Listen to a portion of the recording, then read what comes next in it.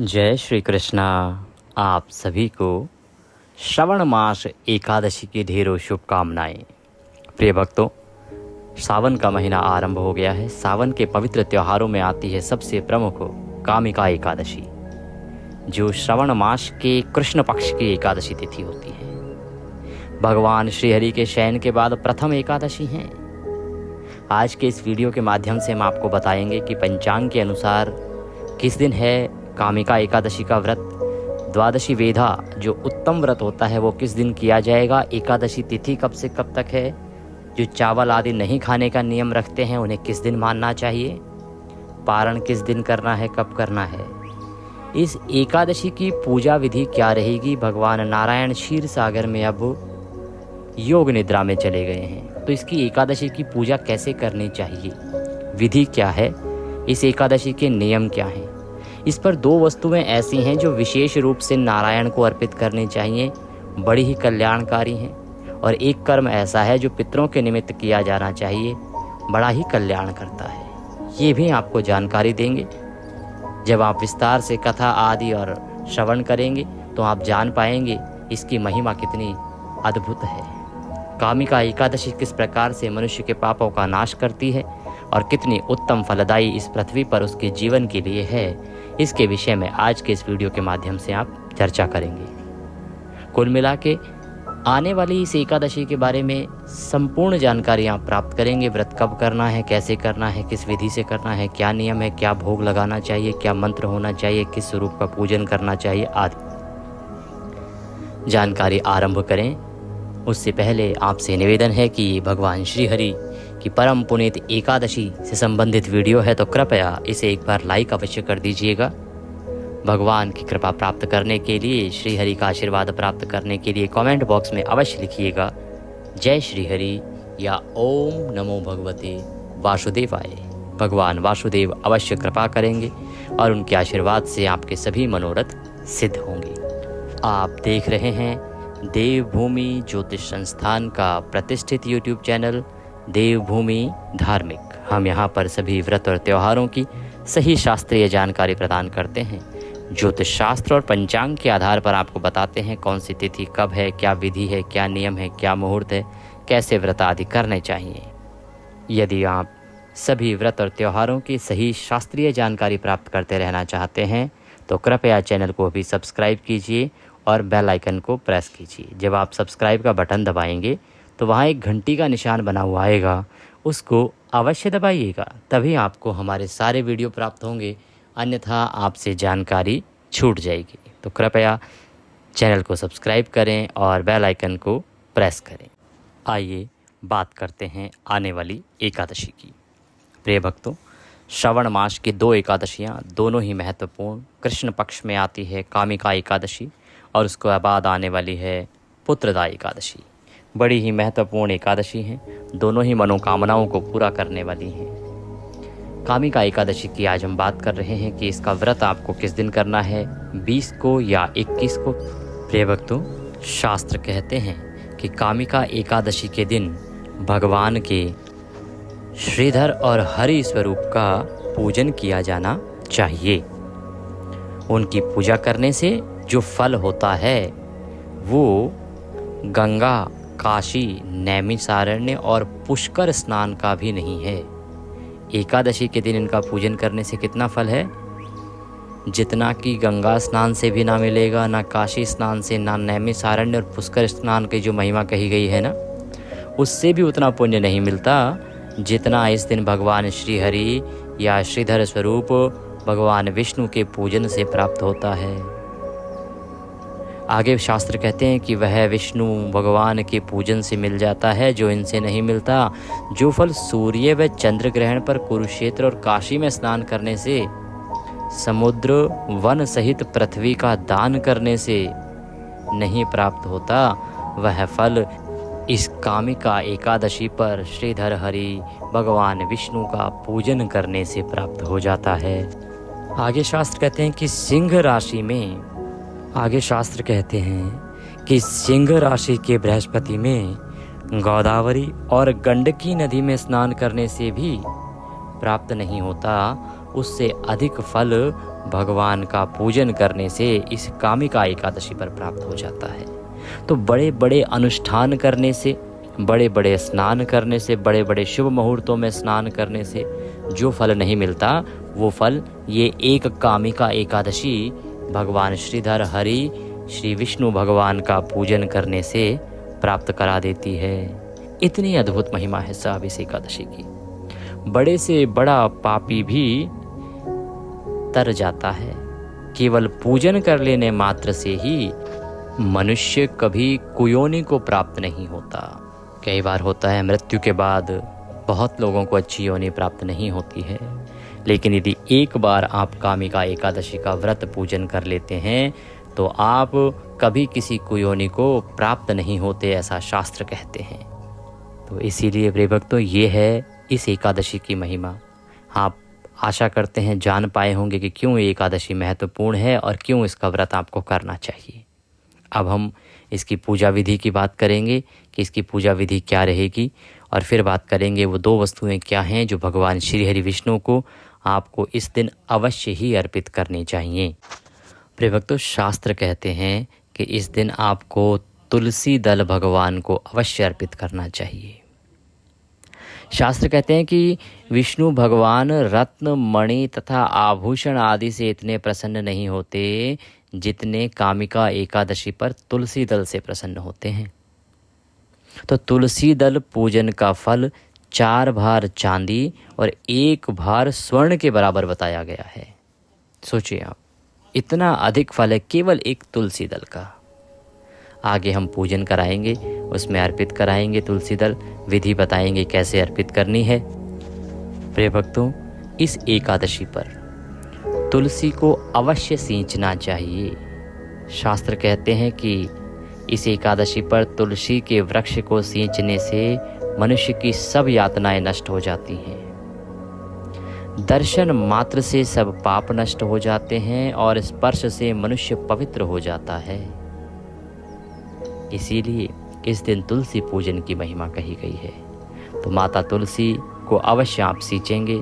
इसकी विधि भी आगे बताएंगे, कैसे सींचना है, कैसे जल देना है, कैसे पूजा करनी है, और भी बहुत कुछ है इस एकादशी के बारे में। शास्त्र कहते हैं कि ये जो एकादशी है ना, कामिका एकादशी, इस पर जागरण की महिमा बहुत अधिक है। जागरण से इतना अधिक फल प्राप्त होता है जिसका वर्णन स्वयं चित्रगुप्त भी नहीं कर सकते। इतना अधिक महत्वपूर्ण और इतना अधिक फलदायी है इस कामिका एकादशी पर भगवान श्री हरि विष्णु के निमित्त किया जाने वाला जागरण कीर्तन। और यह एकादशी इतनी महत्वपूर्ण है कि यदि इस पर आप पितरों के निमित्त एक कर्म करते हैं, जिसकी चर्चा हम अंत में करेंगे, तो आपके जो पितृ हैं वो स्वर्ग लोक में अमृत पान करते हैं। इतना अधिक फल है इस एकादशी पर पितृ पूजा का। पितरों के निमित्त कौन सा कर्म आपको करना चाहिए, ये हम आपको अंत में बताएंगे।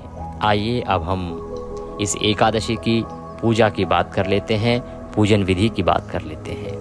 प्रिय भक्तों, ये जो कामिका एकादशी है, जिस दिन आप व्रत करें उस दिन आपको सूर्योदय से पहले उठ जाना चाहिए। कुछ नियम ऐसे होते हैं जो एकादशी के एक दिन पहले धारण किए जाते हैं। आशा करते हैं वो जानते होंगे आप। अगर नहीं जानते हैं तो आपकी जानकारी के लिए बताएं कि एकादशी के एक दिन पहले आपको सभी प्रकार के तामसिक पदार्थों का त्याग कर देना चाहिए। अर्थात यदि आप मदिरा पान करते हैं, मांसाहार करते हैं, तो निश्चित ही आपको वह एक दिन पहले ही त्याग देना चाहिए। व्रत जिस दिन कर रहे हैं उससे एक दिन पहले भी नहीं खाना चाहिए। लहसुन, प्याज आदि का प्रयोग भी एक दिन पहले ही वर्जित कहा गया है। इसके अतिरिक्त कांसे की वस्तु का त्याग कहा गया है। शहद का प्रयोग भी आपको एक दिन पहले ही बंद कर देना चाहिए। शहद का प्रयोग एकादशी के पूरे अनुष्ठान में प्रयोग नहीं होगा। जब आप पूजन करेंगे तो पंचामृत बिना शहद के बनेगा, जब आप पारण करेंगे तो भी पंचामृत बिना शहद के ही बनेगा, ध्यान दीजिएगा। कांसे के बर्तन का प्रयोग नहीं होगा, हमने आपको पहले बताया। इसके अतिरिक्त मसूर की दाल आपको नहीं खानी चाहिए। मूली और बैगन आपको एक दिन पहले ही त्याग देना चाहिए। व्रत वाले दिन तो कोई खाता भी नहीं है जो व्रत करता है, और एक दिन पहले भी इसे ग्रहण नहीं करना चाहिए। इस प्रकार से इन नियमों का पालन करते हुए आपको ब्रह्मचर्य दशमी तिथि को धारण करना चाहिए। रात्रि को मुख स्वच्छ करके सोना चाहिए, जिससे कि अन्न का दाना मुंह में ना रहे। और एकादशी व्रत वाले दिन आपको सूर्योदय से पहले अवश्य ही उठ जाना चाहिए। प्रयास कीजिए यदि ब्रह्म मुहूर्त में उठ पाएँ। अगर ब्रह्म मुहूर्त में ना भी उठ पाएँ तो कोई बात नहीं, परंतु सूर्योदय से पहले आपको अवश्य उठ जाना चाहिए। उठने के बाद स्नान कीजिए। पवित्र स्नान की महिमा सभी प्रमुख तिथियों पर कही गई है, तो आप गंगा स्नान कीजिए। अब गंगा नदी पर सब तो जा नहीं सकते, तो आप घर पर ही गंगा स्नान कर लीजिए। नहाने का जो जल है उसमें पहले गंगा जल भरिए पात्र में, फिर शुद्ध जल भरिए और उससे आप स्नान कीजिए। इस प्रकार से पवित्र स्नान करने के बाद स्वच्छ वस्त्र धारण कीजिए। पीले रंग के वस्त्र हों तो उत्तम रहेगा, अन्यथा आप जो भी शुद्ध वस्त्र हैं उनको पहनिए।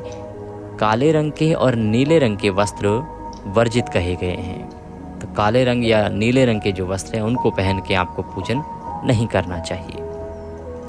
स्वच्छ वस्त्र धारण करके सूर्य देव को जल दीजिए और इसके बाद आप माता तुलसी को जल दीजिए, माँ वृंदा को जल दीजिए, तुलसी माता को जल दीजिए। तुलसी माता को जल देने के बाद उनका पूजन कीजिए। रौली कुमकुम आदि अर्पित कीजिए, अक्षत अर्पित कीजिए मातेश्वरी को, पुष्प अर्पित कीजिए, माला है तो माला पहनाइए।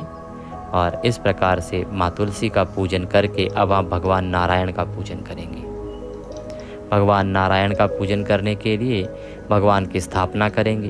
तो क्या क्या सामग्री आपके पास होनी चाहिए ये अब आपको बताते हैं। भगवान वासुदेव का आज के दिन पूजन करने के लिए भगवान श्रीहरि श्रीधर की कोई तस्वीर हो तो उत्तम है, वह लीजिए, या भगवान के जो भी स्वरूप आपके पास है वह ले लीजिएगा।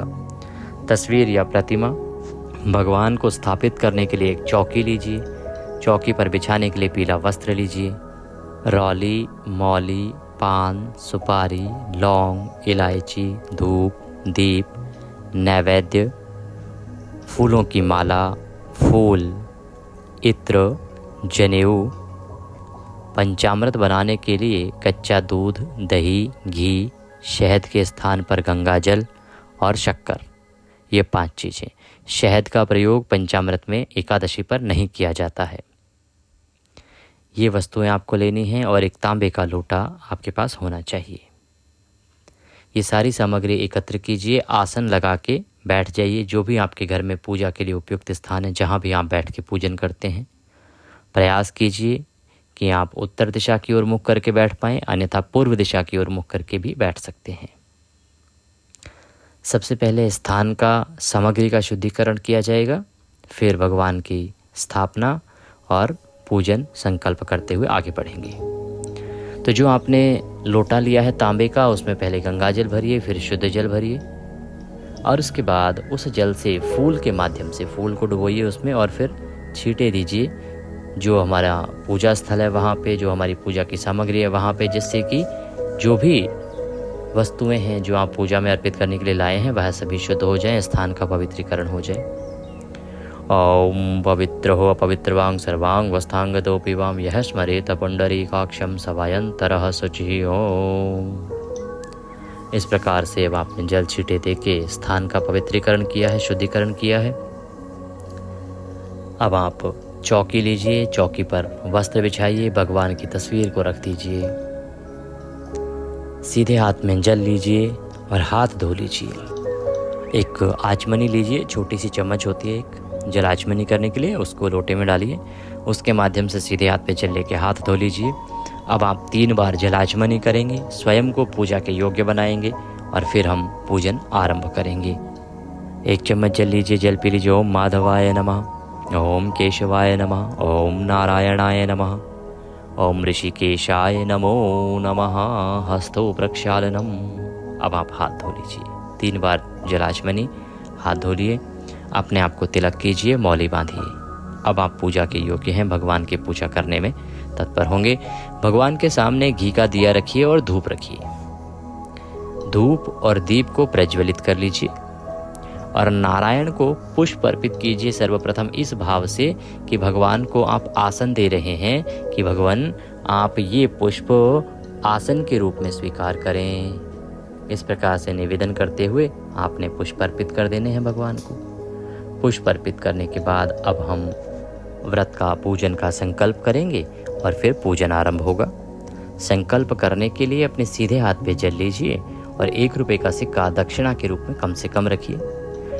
बहुत से दंपत्ति जो हैं वो पति पत्नी दोनों ही एकादशी व्रत करते हैं, तो उसमें अलग अलग भी आपको करने की आवश्यकता नहीं है। आप दोनों इकट्ठे अर्थात आपने जोड़े से ही पूजा कर सकते हैं और जोड़े से ही आप संकल्प भी कर सकते हैं। संकल्प करने के लिए जल लीजिए हाथ पे, 1 रुपये का सिक्का दक्षिणा के रूप में कम से कम रखिए। 3 बार बोलिए ओम श्री विष्णु, ओम श्री विष्णु, ओम श्री विष्णु। अपना नाम, अपना गोत्र, जिस स्थान पर बैठकर संकल्प कर रहे हैं वहाँ का मकान नंबर, क्षेत्र का नाम, शहर का नाम। श्रवण मासे कृष्ण पक्षे कामिका एकादशायाम पुण्यतिथियो आयु आरोग्यता प्राप्त्यार्थाय सुख संपत्ति प्राप्त्यार्थाय मोक्ष कामनार्थाय भगवान श्रीहरि श्रीधर प्रसन्नार्थाय एकादशी व्रत पूजन संकल्पम संकरिष्ये। बोली सौ श्री विष्णु शरणौ शरणम प्रपद्ये, और वह संकल्प भगवान के चरणों में अर्पित कर दीजिए। संकल्प करने के बाद पूजन करने के लिए भगवान के सामने एक पात्र रखिए, कटोरी आदि रख दीजिए जिसमें आप पूजा की सामग्री अर्पित करेंगे, जिससे कि वह यहाँ वहाँ ना फैले, जल आदि इधर उधर ना गिरे। एक एक मंत्र पर 1-1 चम्मच जल आप भगवान को अर्पित करेंगे। ओम भूर्भुवः श्री कामिका एकादशी व्रत पूजन अंतर्गते श्री हरि श्रीधर विष्णु भगवान पूजन निमित्तार्थाय पद्यम समर्पयामि।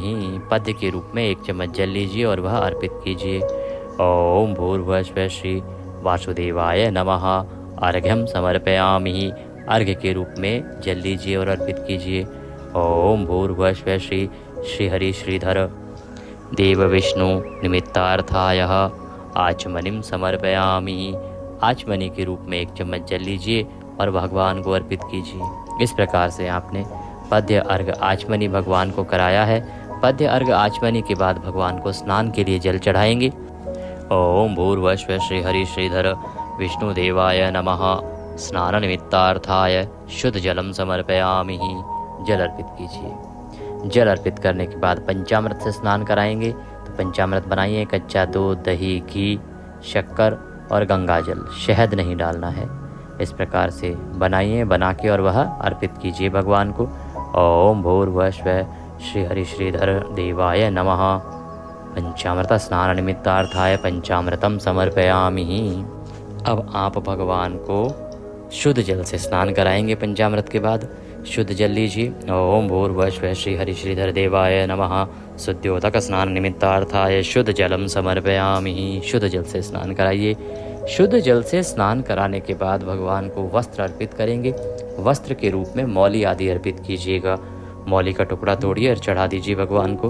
ओम भूर्भुवः श्री हरि श्रीधर विष्णु देवाय नमः वस्त्रम समर्पयामि। वस्त्रम उपवस्त्रम यज्ञोपवीतम। यज्ञोपवीत जनेऊ लीजिए। जनेऊ को रौली कुमकुम आदि से तिलक कर लीजिएगा, फिर चढ़ाइएगा। ओम भूर्भुवः श्री हरि श्रीधर देवाय नमः यज्ञोपवीतम समर्पयामि। यज्ञोपवीत अर्पित कीजिए। यज्ञोपवीत चढ़ाने के बाद भगवान को इत्र अर्पित करेंगे। इत्र लीजिए, इत्र को आप फूल पे लगा लीजिए और वह भगवान को अर्पित कीजिए। ओम भूर्भुवः श्री हरि श्रीधर विष्णु देवाय नमः इत्रम समर्पयामि। इत्र अर्पित कीजिए। इत्र के बाद भगवान को तिलक लगाएंगे। रौली कुमकुम आदि से तिलक कीजिएगा। ओम भूर्भुवः श्री हरि श्रीधर देवाय नमः तिलकम समर्पयामि। तिलक कीजिए। तिलक करने के बाद फूलों की माला है तो माला पहनाइए, पुष्प हैं तो पुष्प अर्पित कीजिएगा। ओम भूर्भुवः श्री वासुदेवाय नमः पुष्पम समर्पयामि। माल्यार्पणम कुरु। माला अर्पित कीजिए। पुष्प हैं तो पुष्प चढ़ाइए। माल्यार्पण करने के बाद धूप दिखाइए और दीप दिखाइए। ओम भूर्भुवः श्री हरि श्रीधर विष्णु देवाय नमः धूपम अर्पयामि। ओम भूर्भुवः श्री हरि श्रीधर विष्णु देवाय नमः दीपम दर्शयामि। धूप दीप दिखाइए। धूप दीप दिखा के भगवान को नैवेद्य अर्पित करेंगे। नैवेद्य के रूप में अगर आपके पास कोई मिठाई है तो मिठाई चढ़ाइएगा। मिठाई ना हो तो आप फल ले सकते हैं और फल ना हो तो आप केवल मिश्री अर्पित कर दीजिएगा। ओम भूर्भुवः श्री हरि श्रीधर देवाय नमः नैवेद्यम समर्पयामि जलाचमनिम कुरुः। अब भगवान को आप जलाचमनी कराएंगे। 1 चम्मच जल लीजिएगा और अर्पित कराइएगा। आपने भोजन कराया ना, अभी नैवेद्य होता है भोजन, वो आपने कराया, अब आप जलाचमनी कराइए। ओम भूर्भुवः स्वः श्री हरि श्रीधर देवाय नमः। नैवेद्य उपरांत जलाचमनिम समर्पयामि। भगवान को तांबूल अर्पित कीजिए। तो पान का पत्ता लीजिए, उस पर 2 लौंग, 2 इलायची और 1 सुपारी रखिए और वह अर्पित कीजिए। ओम भूर्भुवः स्वः श्री हरि श्रीधर देवाय नमः। तांबूलम समर्पयामि शुभ दक्षिणायाम। शुभ दक्षिणा अर्पित कीजिए, जो भी दक्षिणा अर्पित करना चाहते हैं। ओम भूर्भुवः स्वः श्री हरि श्रीधर देवाय नमः। शुभ दक्षिणायाम समर्पयामि। दक्षिणा अर्पित करके हाथ जोड़ के नमन कीजिए। ये आज का एकादशी का पूजन यहाँ पूर्ण हुआ। पूजन के बाद अब आपने एकादशी की कथा सुननी है। एकादशी की कथा जो भगवान श्री कृष्ण द्वारा महाराज युधिष्ठिर को सुनाई जा रही है, सही कथा का श्रवण कीजिए। साथ में विष्णु सहस्त्र नाम का श्रवण कीजिए, बड़ा कल्याणकारी है, आपको अवश्य सुनना चाहिए एकादशी पे। संभव हो तो नारायण रक्षा कवच भी सुनिए। इसके अतिरिक्त सायंकाल को आपको कीर्तन करना चाहिए। कीर्तन के लिए अगर आप ना जा सकें तो कोई बात नहीं, आप ये जो पाठ हैं विष्णु सहस्त्र नाम, नारायण रक्षा कवच, इनका श्रवण सायंकाल को कर लीजिएगा। विष्णु सहस्त्र नाम, नारायण रक्षा कवच के साथ शिव सहस्त्र नाम भी सुनिएगा। सोमवार का दिन रहेगा एक तो। दूसरा, ये श्रावण का महीना है, बड़ी महिमा है भगवान शंकर के पूजन की। तो आप सायंकाल को कीर्तन तो भगवान श्री हरि और भगवान शंकर का एकत्र भी होता है। आप शंकर भगवान का सहस्त्र नाम सुनिए, विष्णु सहस्त्र नाम सुनिए और नारायण रक्षा कवच का श्रवण कीजिए। ये सब आपको इस एकादशी पर कीर्तन का फल देंगे। कीर्तन करते हुए रात्रि जागरण की महिमा है, इसका ध्यान दीजिएगा। अब बात करेंगे, हमने एक चीज़ बताई थी आपको, तुलसी दल। तुलसी दल का अर्पण आपने पूजन में करना है। पुष्पमाला अर्पित करने के बाद, धूप दिखाने के बाद, दीप दिखाने के बाद आप भगवान को तुलसी दल अर्पित करेंगे। हाथ में तुलसी दल लीजिएगा। ओम भूर्भुवः स्वः श्री हरि श्रीधर देवाय नमः। वृंदा तुलसी दलम समर्पयामि। तुलसी दल अर्पित कीजिए भगवान को। तो ये तुलसी दल है जो आपको इस स्थान पर भगवान को अर्पित करना है। चातुर्मास में भगवान को दुर्वा अवश्य अर्पित करने चाहिए, तो दुर्वा लीजिएगा और वह भी पूजन में भगवान को अर्पित कीजिएगा पुष्प के साथ। ओम भूर्भुवः स्वः श्री हरि विष्णु देवाय नमः। दुर्वांकुरम समर्पयामि। दुर्वांकुर अर्पित कीजिएगा। ये मैंने आपको अलग से बताया है जिससे कि आपको याद रहे। इस प्रकार से दिन को व्यतीत कीजिए भगवान के चरणों में मन को लगाते हुए। कीर्तन की बात मैंने आपको बता दी। रात्रि को जागरण की महिमा है, संभव हो तो जागरण कर पाए तो कर ही कीजिएगा। और पृथ्वी पर शयन करने की महिमा है, पृथ्वी पर शयन कर पाएँ तो कीजिएगा। अगले दिन पारण के लिए सूर्योदय से पहले उठ जाइएगा। अब बात करेंगे, पितृ के निमित्त एक कर्म है जो इस एकादशी पर करना है। सबसे पहले तो एकादशी के दिन आपको गीता के 7वें अध्याय का श्रवण करना चाहिए। एक लोटा लीजिएगा उस तांबे का, उसमें पहले गंगा जल भरिए, फिर शुद्ध जल भरिए, काले तिल डालिए, तुलसी दल डालिए, कुशा हो तो कुशा डालिए, सफ़ेद पुष्प डालिए, लोटे को सामने रखिए, दक्षिण की ओर मुख करके गीता के 7वें अध्याय का श्रवण कीजिए बैठ के। और उसका जो पुण्य है वह संकल्प करके अपने पितरों को समर्पित कीजिए। उसके बाद उस जल से पितरों का तर्पण कीजिए, जल अर्पित कीजिए पितरों के निमित्त। इससे आपके पितृ तृप्त होंगे। ये कर्म आपको एकादशी पर अवश्य करना चाहिए। इसकी विधि जो है, जब हम वीडियो अपलोड करते हैं ना कि कैसे आपको 7वें अध्याय का श्रवण करना है, क्या क्या करना है, तो उसमें साथ में विधि भी आपको बता देते हैं कि ऐसे आपको ये सुनना है, ये चीज़ें डालनी है और ऐसे जल अर्पण करना है, ये तर्पण की विधि है। तो आपको चिंता करने की आवश्यकता नहीं है, पूरी विधि के साथ हम आपको वहाँ समझा देते हैं। तो आप चैनल पर नए हैं तो चैनल को सब्सक्राइब कर लीजिए, जिससे कि ये सारे वीडियो आपको मिल पाएँ। सब्सक्राइब जब कर रहे हैं तो बेल आइकन को दबाइए, एक ना घंटी का निशान आता है, उसको अवश्य दबा लीजिए। कई बार आप लोगों की शिकायत होती है, पंडित जी ये वीडियो हमें नहीं मिला, अमुक वीडियो नहीं मिला। यही कारण होता है क्योंकि आपने चैनल सब्सक्राइब तो किया होता है पर बेल आइकन को, जो घंटी का निशान है, उसको नहीं दबाया होता है। इस कारण से आपसे वीडियो छूट जाते हैं। जब वो घंटी के निशान को दबा देंगे ना तो आपको सभी वीडियो मिलेंगे। तो आप अवश्य ही इस काम को कर लीजिएगा। अगर अभी तक आपने बेल आइकन प्रेस नहीं किया है, केवल सब्सक्राइब किया है, तो आज ही उस बेल को निशान को दबाते जाइए, जिससे कि आपको वीडियो मिलते रहें। एक तो ये कर्म करना है। दूसरा, इस दिन आपको सायंकाल को तेल का या घी का दिया अवश्य जलाना है। तेल का जलाएं, घी का जलाएं, दिया अवश्य जलाइएगा शाम को। ये आपका पितरों के निमित्त कर्म है और ये इस एकादशी के लिए ही कहा गया है। ये शास्त्र कहते हैं इस एकादशी पर, इसीलिए आपको ये एक दीपक जो है पितरों के निमित्त इस दिन अवश्य जलाना है। तो इस प्रकार से ये कर्म हैं जो आपको करने हैं। विधि हमने आपको समझा दी है। कोई सवाल रह गया हो तो कमेंट बॉक्स में लिख के कृपया आप पूछ लीजिएगा, हम अवश्य आपको उसका उत्तर प्रदान करेंगे। अब बात करते हैं कि इस एकादशी का व्रत करना कब है। प्रिय भक्तों, ये जो एकादशी तिथि है कामिका एकादशी, ये एकादशी तिथि आरंभ हो रही है 20 तारीख को 12:12 पर। दोपहर को 20 तारीख को दोपहर को 12:12 पर शुरू होगी। 21 तारीख को सुबह 9:38 पर यह समाप्त हो जाएगी। ऐसे में ये जो एकादशी है सूर्य के मुख से रहेगी 21 जुलाई को। उदया तिथि मान के अनुसार एकादशी 21 जुलाई को हो गई। आपने चावल आदि नहीं खाने हैं इस दिन। 21 जुलाई को ही उत्तम व्रत किया जाएगा, क्योंकि 9:38 के बाद द्वादशी भी आ रही है, तो द्वादशी बेधा हो गया, द्वादशी युक्ता हो गया। ये व्रत एकादशी का श्रेष्ठ होता है। तो 21 जुलाई को श्रावण कृष्ण पक्ष कामिका एकादशी का व्रत किया जाएगा। शुभ मुहूर्त की बात करें तो सोमवार का दिन है, प्रथम चौघड़िया उत्तम रहेगा। तो आप सूर्य उदय से और 7:15 तक पूजन कर लें, अन्यथा फिर 1.5 घंटे प्रतीक्षा कीजिए। फिर आपको लगभग 9 बजे से और 10:30 के बीच में पूजन करना चाहिए। पारण आप करेंगे 22 तारीख को, सूर्योदय के बाद पारण किया जा सकता है। बाकी पारण की विस्तृत जानकारी हम विस्तृत वीडियो में अलग से आपको उपलब्ध कराएंगे। ये थी जानकारी एकादशी के बारे में। जानकारी थोड़ी सी भी अच्छी लगी हो तो कृपया इसे शेयर अवश्य कीजिए, जिससे कि सभी लोग सही जानकारी पा सकें और भगवान श्री हरि विष्णु का आशीर्वाद प्राप्त कर सकें। तो आपको अवश्य ही भगवान का यह जानकारी से भरा वीडियो अवश्य शेयर करना चाहिए। लाइक नहीं किया है तो कृपया लाइक अवश्य कीजिएगा। कमेंट बॉक्स में लिखिएगा जय श्री हरि, ओम नमो भगवते वासुदेवाय, नारायण सब पर कृपा करें। हरे कृष्ण।